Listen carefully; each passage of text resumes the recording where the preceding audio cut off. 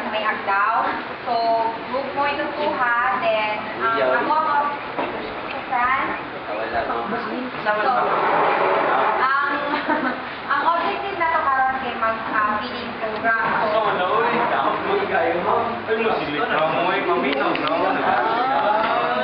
So, ayan siya. Gustuhan mo nun. So, mag-house to house mo kay magpamilya inyo house to house visit. Then, ask mo kung kumusta ba ang mga anak nila or may mga sakit or any malnourished children ang inyong Inuno ninyo na napahawag sa gym, so i-invite ninyo. Tapos, kung namin hindi mo pasipenwan, i-convince na lang ninyo na patuot sa gym, okay? Okay, dismiss na makita lang sa setting, tapos makita na mo gym, okay? Yes? Ma'am, kami mo bayad sa masahe? Oo, amot-amot na lang po. Sama na! Kayong tatlo, anong function nyo? Bay, wag mo lagi ng sapatos din. Wag mo lagi ng sapatos ni Mama.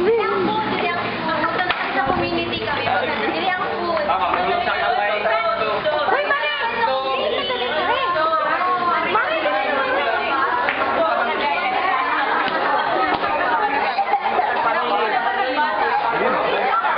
Kawawa naman ang aming anak.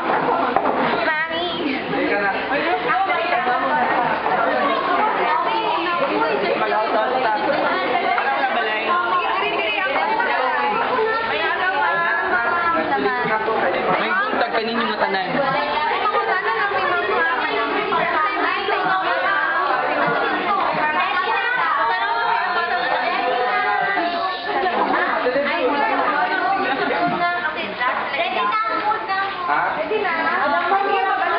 Ma'am, ulat lang sa aming mga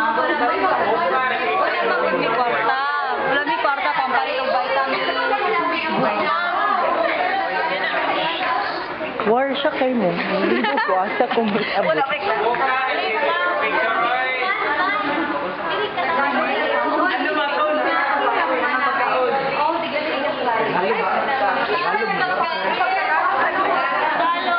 Tagalog, guys. Ay, sorry.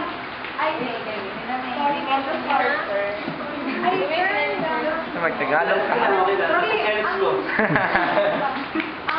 Sir, ano, sir?